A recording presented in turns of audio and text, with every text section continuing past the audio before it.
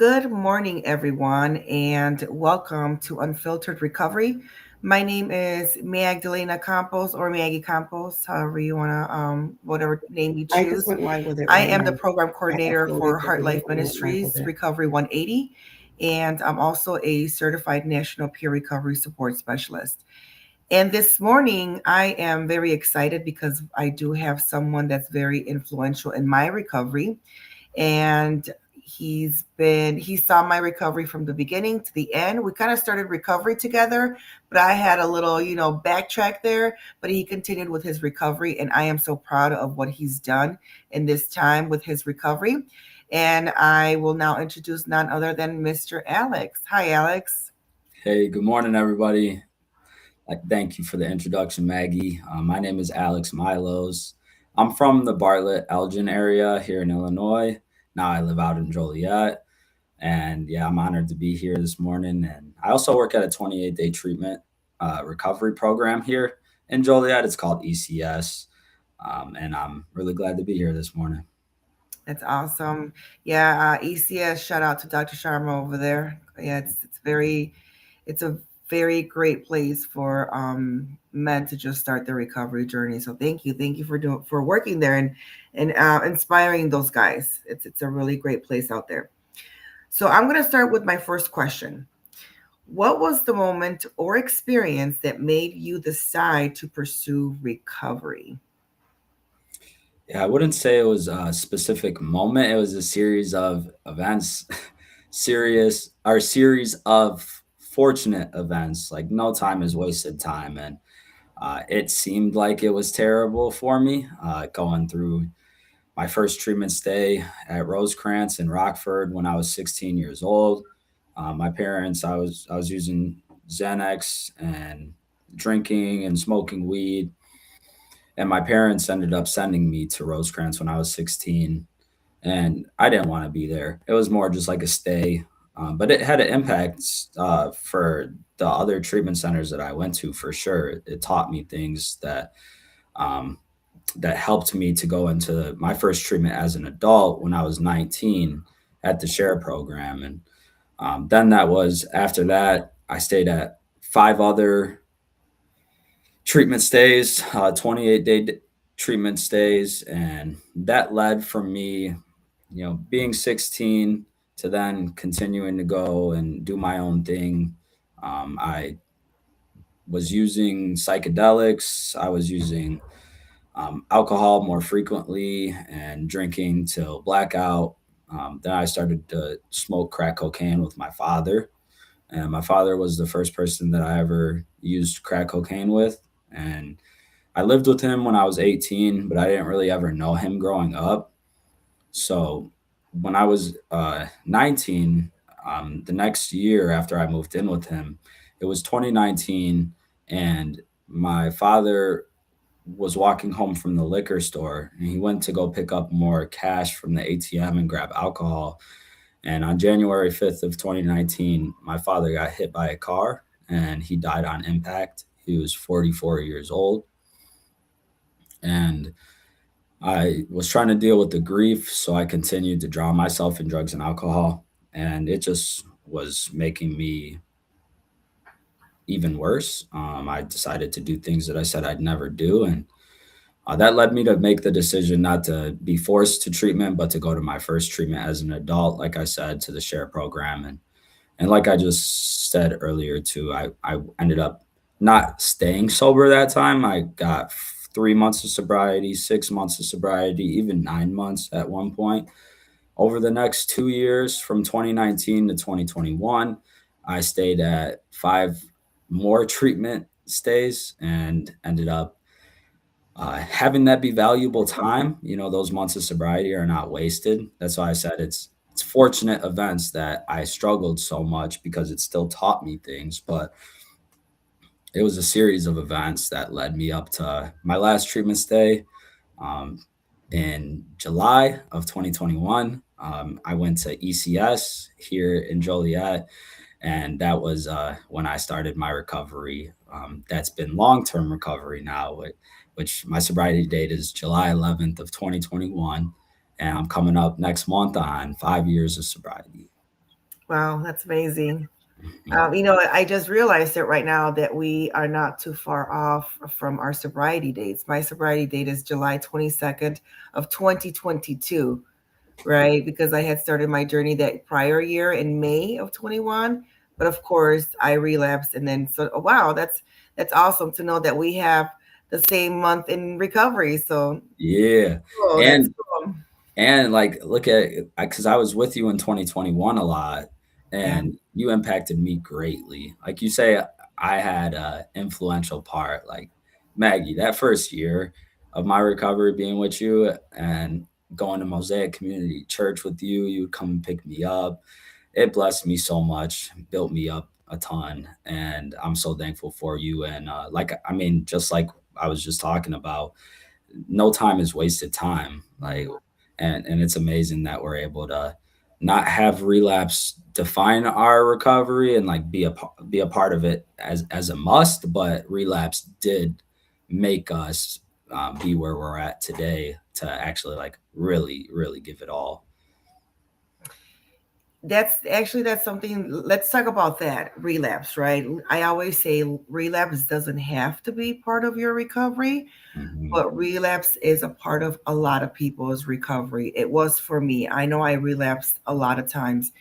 And I think that with alcohol and drugs, it can be a little bit more severe, right? There's more consequences. But if we look at relapse, um, I just relapsed yesterday from ice cream, right? I had told myself that I was not going to eat any more ice cream, that it's not good for my health, that I need to be have more self-control with food. And then I go out there and I'm in front of Waltz and I'm like, okay, I'm just going to have a little bit, right? That's a relapse, Yeah. right? But that's what, as humans, we are going to have those the lack of self-control with certain things. Is just how do we get better and how do we Mhm. continue to focus on God helping us be better. Tell me a little bit about that first year with Mosaic, right? Because that was actually my next question. Like, what strategies, supports, or routines have helped you most in maintaining recovery day to day? And I think that first year, developing those routines is very crucial. Tell me how that was for you. So important. When I got out of ECS, I first started I didn't know anything about Joliet at all. So I first started attending meetings in the Joliet area. I would go to Alcoholics Anonymous meetings. Then I would attend church on Sundays. I would make sure that I would spend time in meditation, reading the 24 hours a day book, reading my Bible every morning, making sure that I'm praying, and that really set me up to be more disciplined in the other things that I needed self control in, like you were just talking about, like making phone calls to other alcoholics, Mhm. placing myself in a spot where it's mandatory. There is no suggestion. Like I must do the things that I don't want to do, like pack a lunch for work.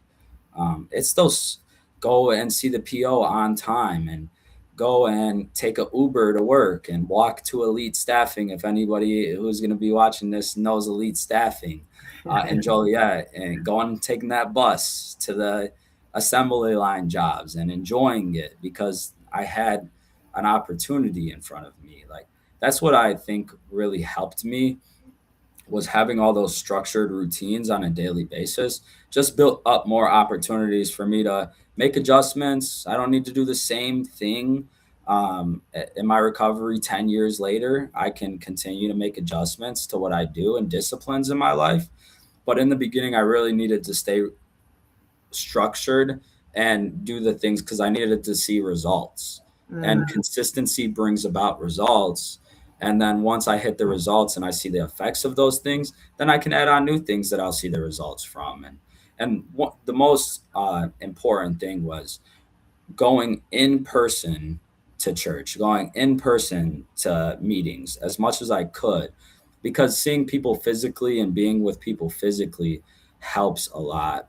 Virtual meetings are great, and I also think that it's important to sit one on one with people, to go to physical meetings, to be physically at church, and to be around community. Community was another aspect of like things that I was built up by in my recovery a ton.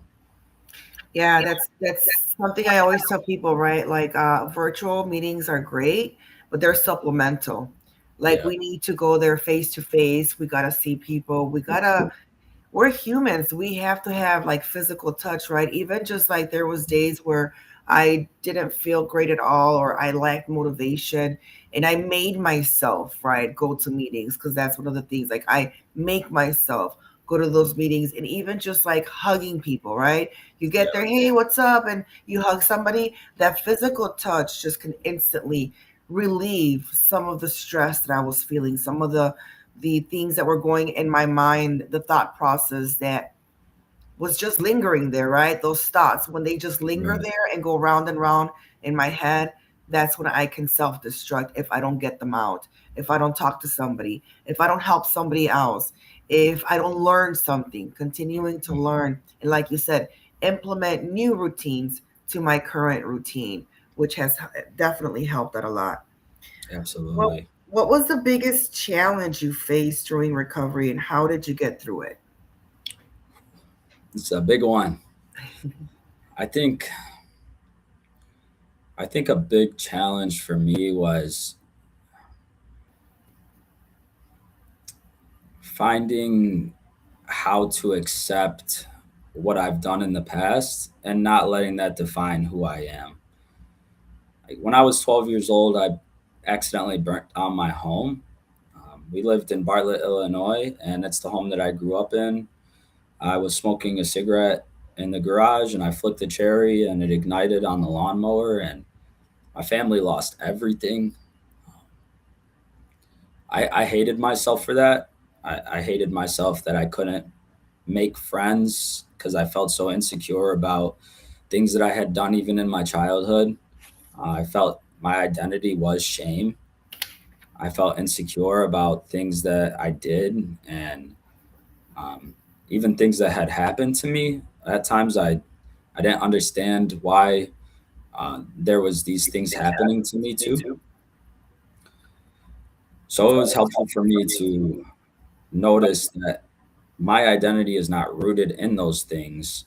And as a result of recovery, I had a clear mind finally to be able to address that and approach those things. And that was one of the hardest things I've ever done, examining myself, admitting my wrongs, confessing my sins to God, knowing that I placed myself in a lot of the awful situations that I was in. I have a responsibility for the decisions that I make. And that was me even as a young adult. I would just be selfish and harm people. And I wouldn't be willing to look at what I did honestly. I would sugarcoat it and blame others. And I was dishonest in many ways and continue to want to hold on to things myself. So examining myself honestly and knowing that that isn't my future. I don't need to continue to make those decisions. I can reflect, see patterns in my life, and I can make changes on working on my character. And I can rely upon God to know that He forgives me of my sins, to know that I'm able to have a purpose moving forward, no matter what I've done in the past. Terrible things. And I know a lot of people can relate to that. Like, oh no, I'm going to that with the grave. No, I opened up about things that I said I would never talk to anybody about. And I examined it and I looked at it hard. And I seen character defects. I seen the sins that were still holding me because a lot of what I was needing to work through was carrying over into my daily life. Mm, It's like these patterns don't just go away. It's things that I need to work through so that new patterns can come on in.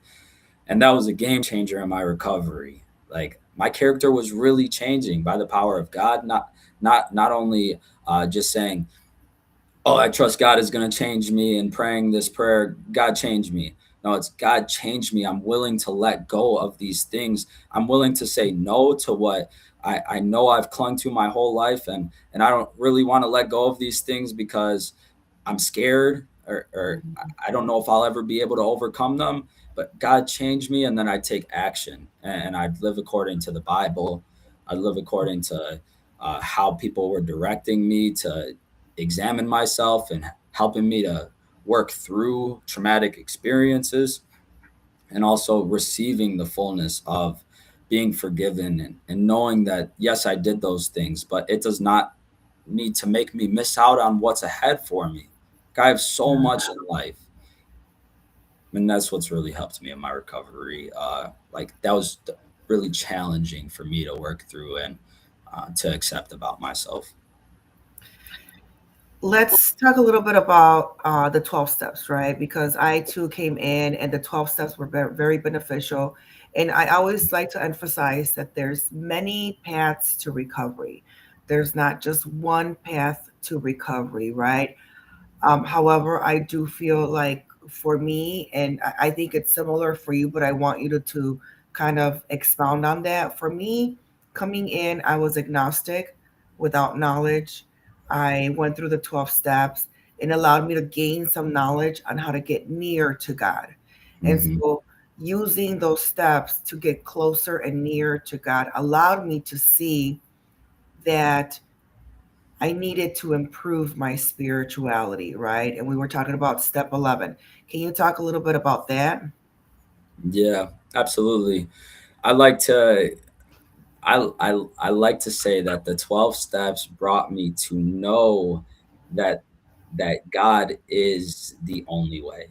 Mm, What there's many different approaches to recovery, like you said, but the 12 steps helped me to have a willingness to believe that there was God, and that there is God, and that he is good, and that he does have a plan for me.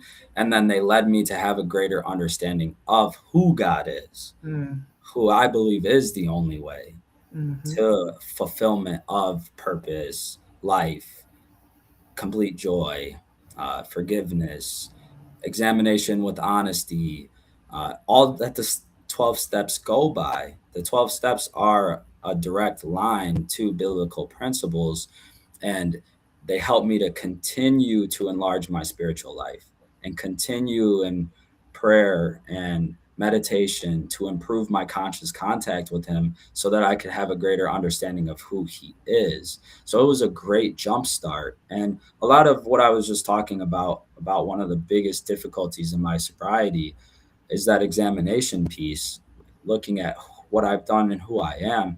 There's a lot of the fourth and the fifth step in that, and mm-hmm. even six and seven. So my roots come from me taking an honest go at what the big book goes by. And I think that it's very valuable in how they explain a life of surrender, willingness, examination, reflection, continued hard work on character defects and inventories, and then that piece where it's the prayer and meditation to continue to grow in understanding of who God is. And I think that there's a misconception in AA where we just must stay in AA, and that's the only thing Mm-hmm. that we have. But I think AA is meant to drive us towards the ability to have a place to go deeper to know who God is, and to expand our ability to know him and live for him and submit to him and love him and bring people to him and serve. Mm-hmm. Like it's all about service to bring others in to know who he is. And I love AA. Like it's changed my life. So yeah, it isn't what I've stayed in. I live by it and I continue to practice the principles, but I also have the privilege of now going to the Bible and having an open heart and a place where I live by the Bible and follow Jesus Christ. And that's from AA bringing me closer to opening myself up to that. Yeah, that's awesome. How has this impacted your life and your relationships? It let me know that life is an adventure. I used to think about recovery, especially coming in. I'm 22 years old. I've been to 6 different 28-day treatments. I'm like, I don't want to talk about sobriety. I don't, I want to go out. I want to go out. I want to have fun and I want to do this and that. And I was thinking about all the wrong things. I was thinking about this glum, boring lifestyle. It let me know that it's an adventure to have sobriety and that I get to wake up excited. I get to wake up with challenges and expanding my mind and knowing things about what we get to experience here in this world. And before it was like it's such a like I know some people who are in addictions and they don't even leave one neighborhood their whole entire life. And people will think about God or they'll think about recovery principles and they'll think that these people just need to sit around at a table all day and read this book and they pray and they must do this and they must do that and that sounds terrible and that misses the mark so much. Think of a filter. You put a substance in whatever the filter, whatever it brings the substance through, and the filter brings out something new, something pure, something more clean. That's what disciplines and the Bible and the big book of AA, they brought things that I brought in and brought it through the filter, and it gave me a new substance of how I look at life. It gives me an ability to have a place where I get to enjoy life and relationships with hope, and I get to see that there's new things that I can challenge myself to do that I never thought that I would enjoy. Like Mm, I love going for walks. I love sitting down and being able to watch a movie and think about the directors and think about how their minds thought of this crazy story. And I go and I love sitting down and enjoying a conversation with somebody else and actually listening to them and enjoying different tastes of people's foods from different cultures. And I love serving children and I love being in a place where I'm able to go and hug my sister and know what's going on in her life. Like these aren't things that I thought about before. And I didn't even just say anything about going to an hour meeting. I talked about everyday life activities and that's from sitting down in an hour meeting and taking my recovery seriously.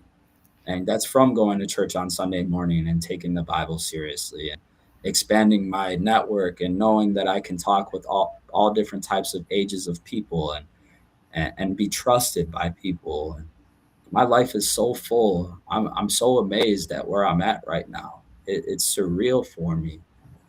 And I know I just touched on a lot of different areas, but out of like it's like an outpour of thanksgiving because I'm mm. so thankful. I never thought that I would be able to experience these things. Tell me, you just came back from somewhere. You just got back from somewhere yesterday. Tell Mhm. me a little bit of what your week was last week. Yeah, I just got back. We were my church, Mosaic Community Church, has a student ministry, and I'm a high school guy, youth group leader. So I lead small group and I help these young men ages 13 to 18 seek God. And we went on our summer camp trip, and it's middle schoolers and high schoolers. So there were 78 students, 78 middle schoolers Wow. and high schoolers. Praise God. And we all stayed in different cabins. We were able to go to a beach and go tubing and play basketball, pickleball. We had worships times where we prayed together, we read the Bible together, heard the preaching of the Bible. And then we had small group time where these students open up about life struggles. And there's some students there who have parents who are addicted to things. And there's students who are addicted to things. And students who are in foster care, students who hate themselves.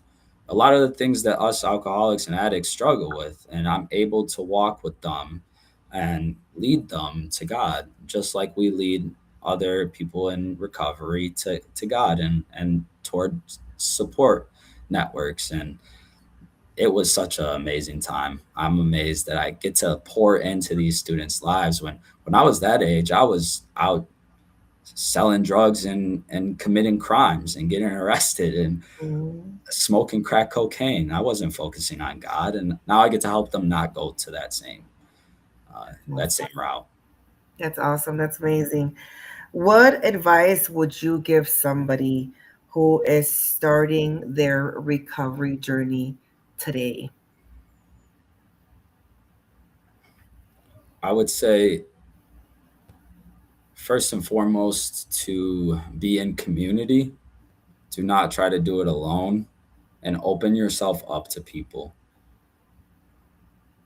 Don't hide the darkest parts of your the deepest, darkest spots of your life and yourself.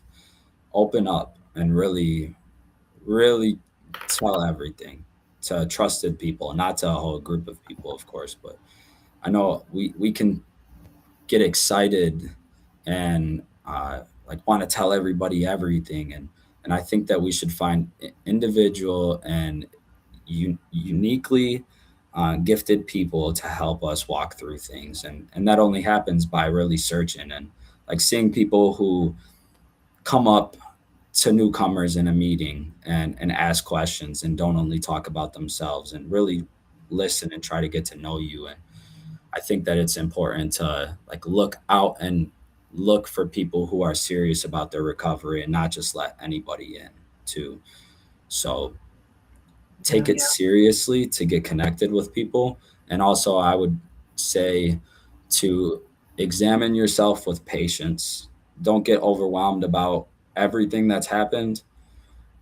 Trust that every action that you take on a daily basis really does progress toward change, and it will take time, but there is consistent things that will happen if you take every day with a grain of salt, and take it like practice to celebrate the small victories and don't beat yourself up for mistakes. That is great advice. I think patience and grace with ourselves is key because we come in here very distraught, very broken, and we're the ones that need instant gratification, but it Hmm. can't happen right away. So we have to give ourselves patience and grace. And I think that'll develop discernment to see who we keep in our lives and who we don't, right? Absolutely. And then last thing I would also say is find a home church. There are good churches. I know that there are questions about God, and is the God of the Bible, Jesus Christ, is he the one true only God? And I know that there's questions, is God a good God? Is he real? Is he really what is going to help me? And I would say that if you go to a solid church that preaches the Bible, that has a great community of people who love you, and you work hard to find that, there is no question in my mind that the God of the Bible is the true God and that he is the way through Jesus Christ to receive the fullness of what we can experience in recovery, and that we should give our all to see if he is true. And I can guarantee you with full confidence that if you open yourself up and give your all and ask those hard questions and seek the Bible, that he will reveal himself to you, no doubt. Amen. Amen. Well, that's a great way to end this because this is, I think, the message that we want to give out, right? Seek and you shall find. And so I think this is how we're going to end today. I want to thank you so much for coming on, Alex. Again, you are a great inspiration to me, my recovery, many people out there. And I do appreciate your time. Thank you so much, Alex. Thank you. Thanks for the opportunity. Absolutely.